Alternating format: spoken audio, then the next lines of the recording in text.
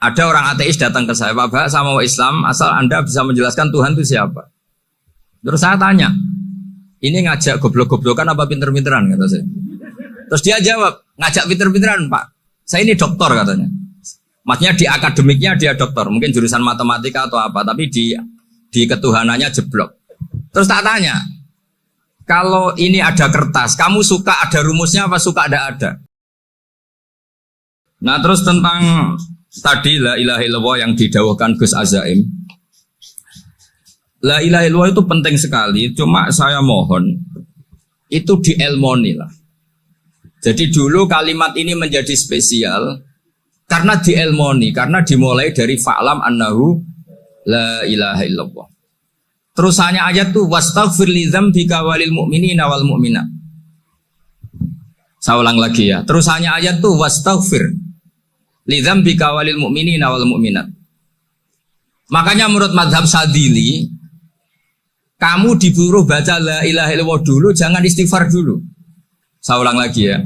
Dalam mazhab Sadiliyah itu la ilaha illallah dulu, nggak boleh istighfar dulu. Alasannya masuk akal. Orang yang kafir 70 tahun itu sekali baca la ilaha illallah itu langsung yughfar lahum ma qad salaf. Sehingga la ilaha illallah sendiri sudah punya kekuatan supaya dosa kita diampuni. Qul lil ladzina kafaru iyantahu yughfar lahum ma qad salaf. Cara menghentikan kekafiran gimana? Dia melafadzkan la ilaha illallah. Ini kalimat yang begitu saktinya sampai orang yang kafir puluhan tahun itu dosanya semuanya terhapus hanya karena melafadzkan la ilaha illallah.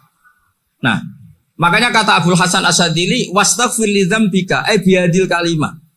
Seseorang sah diistighfar itu kalau melafadzkan la ilaha illallah. Misalnya ada orang kafir mati kafir, sah enggak anak cucunya mengistighfari dia? Tidak sah karena belum melafadzkan la ilaha illallah. Makanya kata Abdul Hasan Asadili, wastaghfir li dzambika ay biadil kalimah. Sehingga lafadz ini spesial betul. Tapi kadang-kadang beberapa mursyid cara berpikir lain. Ini kalimah thayyibah harus dibaca orang suci sehingga mendahulukan apa? Istighfar untuk supaya pas ngelafatkan kalimah thayyibah sudah dalam keadaan apa? Suci. Itu juga masuk akal. Tapi secara meyakinkan saya sendiri lebih mengikuti manhajnya Abil Hasan Asyadzili karena alasannya tadi yang kafir puluhan tahun saja langsung luntur dosanya karena melafatkan la ilaha illallah. Artinya la ilaha illallah sendiri sudah bagian dari istighfar. Nah, ya tadi buktinya fa'lam annahu la ilaha illallah terus wastaghfir li dzambika walil mu'minina. Jadi orang sah diistighfari itu setelah dipastikan sah tauhidnya. Jadi setelah tauhidnya sah yaitu la ilaha illallah baru sah apa? Diistighfari. Sehingga orang kafir, saya ulang lagi, orang kafir yang mati kafir anak cucunya tidak boleh apa? Tidak boleh menistighfari. Terus saran saya kedua, la ilaha illallah itu filosofinya itu nafyun li uluhiyati ghairillah wa isbatun li uluhiyatillah wahdah. Filosofi la ilaha illallah itu gimana? Menafikan semua selain Allah itu tidak Tuhan dan hanya menuhankan Allah semata. Nah itu caranya gimana? Caranya kita harus terbiasa ini karena tadi saya dibilangin panitia ini rata-rata mustameknya atau mustamiatnya ini santri. Caranya gimana? Dilatih pakai logika.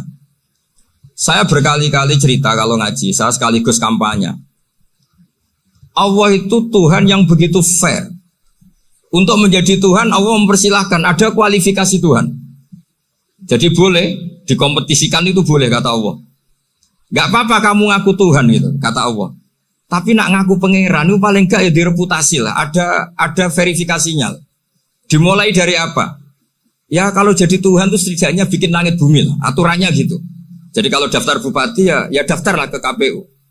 Masa tahu-tahu jadi apa? Tuhan kemudian tidak punya prestasi bikin langit bumi.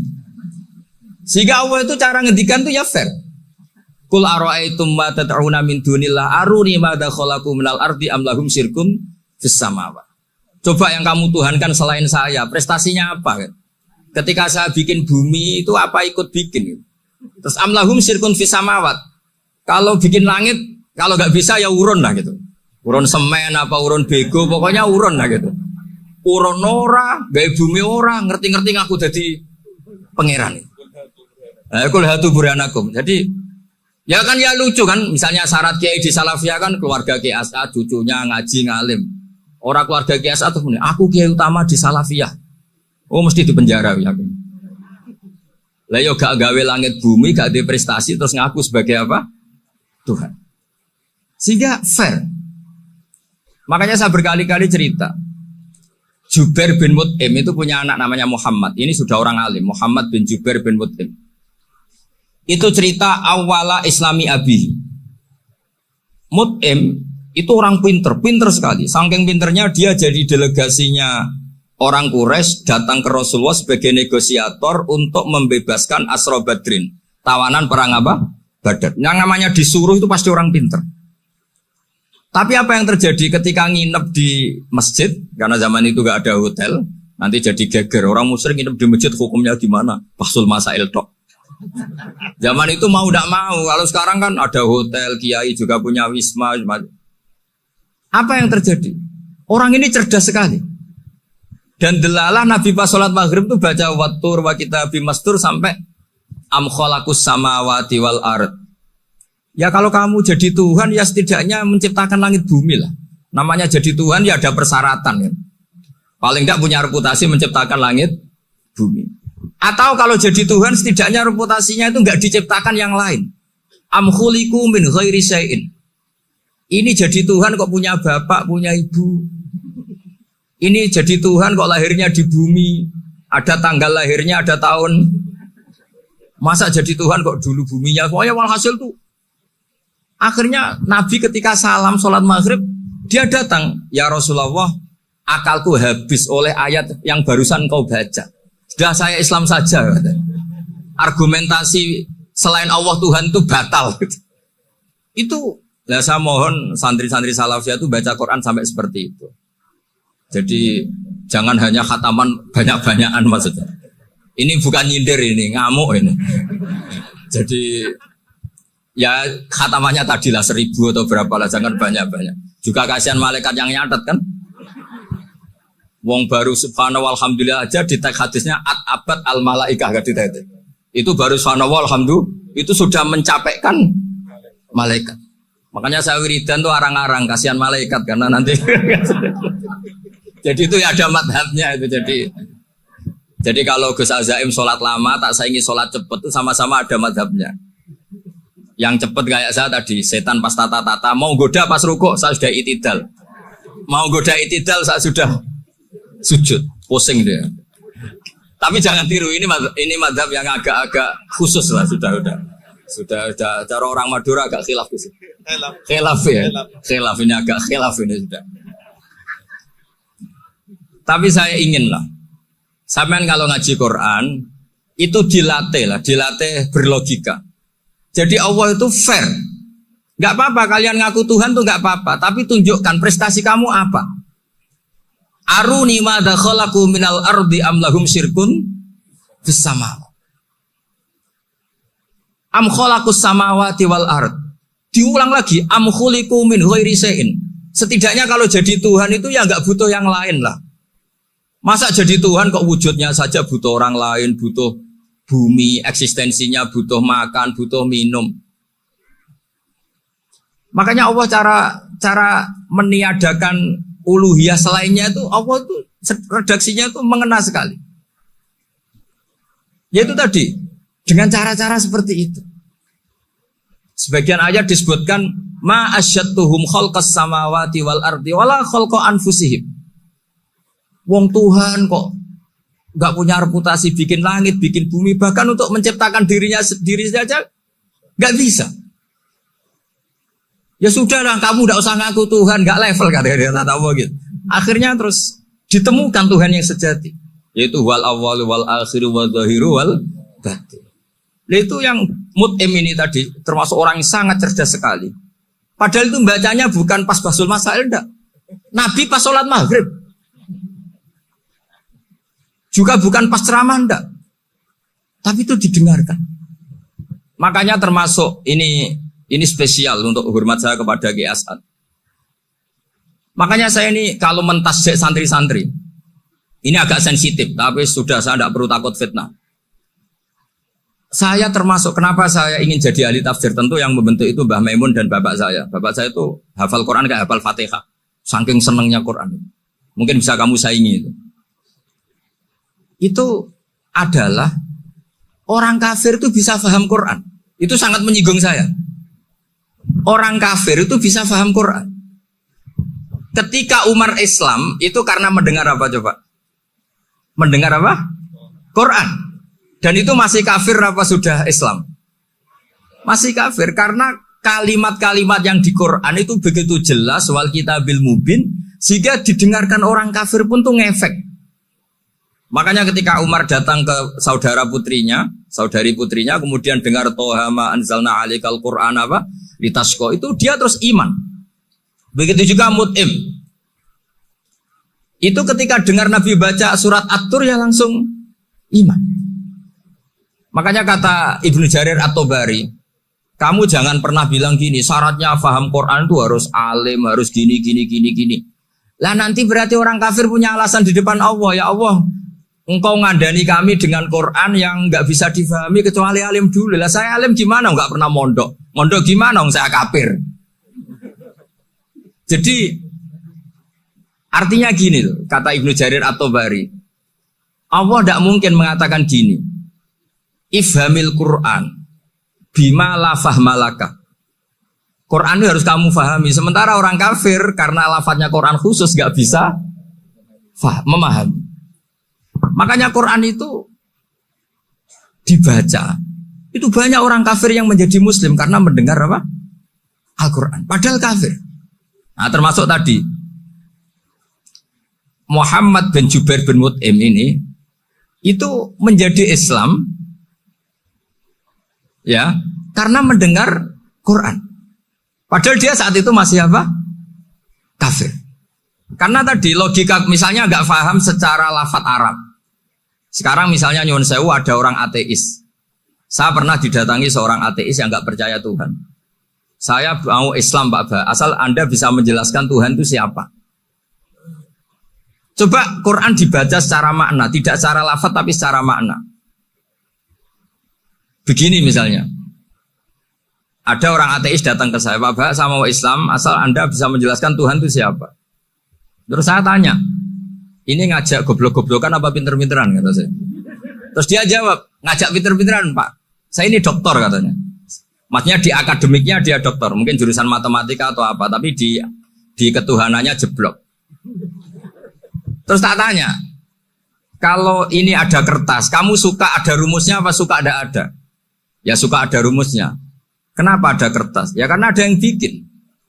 Nah kira-kira berstatus membikin atau membuat itu sesuatunya maujud apa enggak?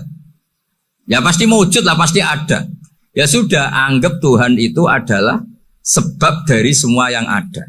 Masa alam yang seperti ini, langit dan bumi ini maujudat, kemudian kamu katakan kholaqohal adam, bahwa alam raya yang maujud ini diciptakan oleh ketiadaan. Ya juga, berarti Tuhan itu ya. Ya itu yang namanya Tuhan. Lah mulai dulu kiai-kiai ngomong gitu kan saya Islam katanya. Jadi kiai-kiai itu kadang-kadang kalau jawab pokoknya KBU digawe Tuhan. Beda dengan dakwanya orang-orang mantek. Orang-orang mantek itu kan nggak pernah nyebut Allah. Ini alam khawadis, labudamin muhdis. Meskipun mereka, nah muhdis ini menurut Islam namanya Allah. Tapi sebetulnya kan nggak langsung bilang Allah. Jadi tak kasih tahu, alam raya ini mewujud nggak? Ya mewujud Pak Ba.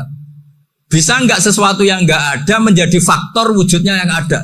Ya nggak bisa, namanya nggak ada itu nggak bisa jadi faktor. Nah itu hebatnya ulama-ulama kita ketika mengenalkan Allah itu siapa? Zat yang wajibil wujud. Jadi kita ini kalah pinter be ulama-ulama dulu. Ya alhamdulillah kalahnya sama ulama dulu. Kalau kalah sama ulama sekarang isen Pak. Jadi ulama dulu sudah pinter. Pasti pertanyaan dasar manusia, hadil maujudat tuh man khalaqaha, siapa yang menciptakan? Kalau kamu langsung jawab Allah atau Tuhan, mereka pasti tidak nerima. Ya jawab saja, hadil maujudat mesti khalaqaha maujudun. Nah berhubung maujud ini berstatus pencipta harus super. Lah super ini oleh ulama disebut wajibul wujud. atau musabbibul asbab yang oleh Islam dinamai Allah. Tapi kita langsung ngomong Allah, mesti aja bingungkan kan bagi yang bingung maksudnya. Ya saya mohonlah kalimat-kalimat la ilaha illallah itu diamatilah, diresapi sampai seperti penjelasan saya ini, sehingga punya kualitas ilmu. Karena syaratnya memang fa'lam, harus punya kualitas apa? Ilmu. Ilmu itu apa? Ma'rifatus syai' ala ma huwa alaih. Mengenal sesuatu sesuai detail-detail sifatnya sesuatu itu. Misalnya kalau Allah sudah jadi Tuhan, ya harusnya qabla kulli syai'. Masa Tuhan sama yang dituhani wujudnya dulu yang dituhani. Ditemukanlah sifat awal atau qadim. Makanya benar Gus Azaim tadi, kalau sudah bertauhid harus hafal akidah berapa khamsin. Dimulai apa? Wujud. Kenapa harus dikatakan wujud? Karena alam raya ini kadung maujudat. Hadhil alam maujudun. Masa maujudun khalaqahul adam? Masa maujudat khalaqahul adam? Nah itu yang disebut am khuliqu min ghairi syai'in am humul khaliqun. Jadi saya mohon semohon-mohonnya, cobalah tradisi-tradisi lihat baru ayat ini dihidupkan lagi, sehingga kita baca Quran itu sekaligus menjadi orang yang sangat argumentatif. Karena Quran adalah qul falillahil hujjatul baligh. Dilatih. Jangan bosan dilatih. Makanya kalau saya baca ayat-ayat seperti itu, cek fair Allah itu. Fair betul. Gak apa-apa saya punya pesaing kata Allah, tapi yang imbang dong. Pas aku gawe langit ya bantulah. Atau ada langit tandingan lah kira-kira gitu. Kalau saya bikin bumi ya ada bumi. Nah misalnya sekarang orang Cina bikin matahari, materinya dari mana coba? Dari yang sudah ada sekarang kan? Tetap saja agak ikut bikin kan? Tapi kalau Allah bikin langit bumi minal adam minal wujud. Kalau mereka paling rekayasa sudah wujud otak atik. Nah harus sampai seperti itu. Sampai kata Gus Azim kul hatu apa? Burhanakum tadi. Jadi ini cara-cara kita untuk menguatkan iman. Aruni madza khalaqu minal ardi am lahum syirkun fis samawati. Terus kata Allah, itu nih bi kita min qabli hadza au asaratim min ilmin. Kalau kamu enggak setuju teori ini kata Allah, cari kitab suci versi Anda. Aturan jadi Tuhan itu apa coba? Ya tetap saja semua kitab suci akan mengatakan di mana-mana Tuhan itu pencipta langit dan bumi. Jangan yang lahir di bumi jadi Tuhan. Jangan Lata Uzza jadi Tuhan. Jangan karena sakti jadi Tuhan. Nah ini di sini pentingnya ilmu balaghah, ilmu mantek yang alhamdulillah di pondok-pondok kita masih diajari. Makanya kata mantek, sebetulnya ilmu akal hanya menemukan hadil maujudat khalaqaha maujudun. Nah yang maujud ini siapa? Ya wajibul wujud. Nah kemudian Islam menamai ini Allah Subhanahu wa ta'ala. Makanya ulama dulu itu kalau ngendikan Allah itu siapa? Zat sing wajibul wujud. Itu filosofinya luar biasa. Karena dengan seperti ini bisa menafikan teori ateisme bahwa alam raya ini diciptakan oleh ketiadaan. Makanya saya bilang tadi, ngajak goblok-goblokan apa pinter-pinteran gitu. Lah nek ngajak goblok-goblokan yang ini, hadhil maujudat khalaqahal adam. Terus kita goblok bareng. Loh iya kan barang maujud diciptakan yang tidak maujud. Wong ora wujud kok mempengaruhi sing wujud. Ya monggo nak goblok bareng kata. Akhirnya, gak Gus, saya ini dokter masa kamu ajak goblok? Ya sudah pinter saja kata saya. Alhamdulillah karena debat kecil ini dia menjadi nyaman lagi dengan apa? Islam. Memang saya tentu gak bisa disalahkan doktoralnya karena di ilmu yang selain apa? Teologi gitu. Tapi kan polanya dia pasti pinter. Makanya ini sekaligus mengingatkan anak-anak lah. Kecakapan menjelaskan itu harus dilatih. Karena di antara kelebihannya Quran itu wal kitabil apa? Mubin. Yaitu kitab yang punya kemampuan menjelaskan. Ini yang terakhir saya beri contoh. Terakhir ini penjelasan Quran. Dulu orang kafir itu cara berpikir itu begini. Muhammad, urusan kita ini banyak, problem kita banyak. Masa iya urusan yang banyak ini cukup dengan satu Tuhan? Kalau problem banyak ya Tuhannya harus banyak. Ada Tuhan pohon, Tuhan hujan. Ya kayak Cina itu ada Dewi Kuan Im keberuntungan, ada yang sial. Pokoknya diurus yang banyak lah. Maka mereka bilang aja'alal alihata ilaha wahida inna hadza la syai'un ujab. Ini aneh urusan banyak kok Tuhannya satu ini aneh lah. Tapi Nabi secara sabar dan yang diomongnya orang kafir. Tidak anak Mahatali, orang kafir. Jadi nanti kalau anak Mahatali gak paham Quran kebangetan wong kafir saja paham. Akhirnya Nabi secara santai, secara rileks memberi penjelasan gini.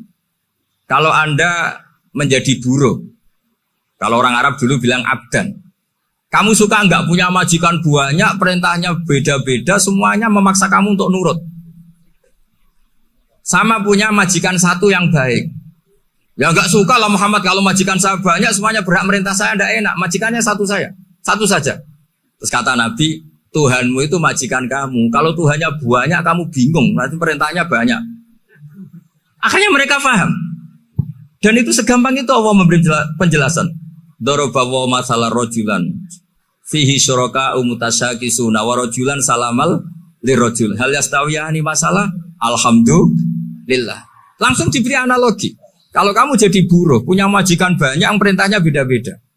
Kemudian jadi buruh yang majikannya satu. Kamu milih mana? Ya milih satu Muhammad. Ya sudah. Kalau Tuhannya banyak, perintahnya banyak, kamu juga bingung. Langsung menjadi faham. Nah, ketika ada orang tidak ikhlas, Nabi cara memberi penjelasan juga gampang. Misalnya saya dikasih uang Gus Azaim 1 juta. Kemudian matur nuwun saya sama Pak Afif. Ya, aneh enggak? Saya ini orang aneh enggak? Orang aneh enggak? Itu Nabi kalau mencontohkan orang tidak ikhlas gitu. Kata Rasulullah, orang tidak ikhlas itu sebagaimana orang beli budak. Min kholisi malih.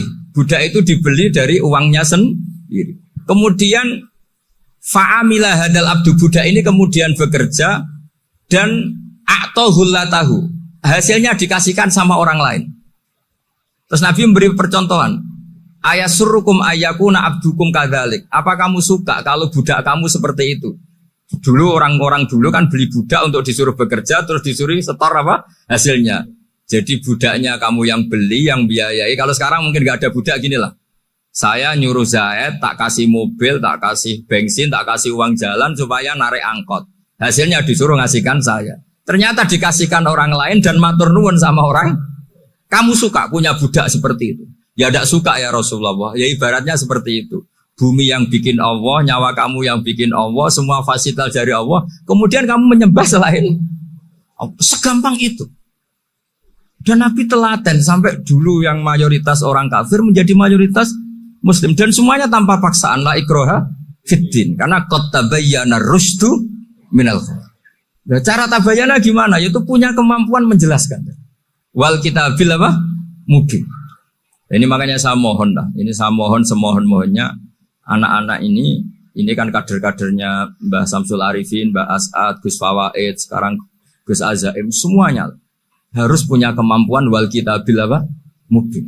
Sehingga di antara sifatnya Nabi itu fatonah, punya kecerdasan. Nabi itu gak pernah debat kalah, itu meskipun sudah terdesak gak pernah kalah. Pernah Nabi itu ngendikan la adwa wala tiarata, tidak ada penyakit menular.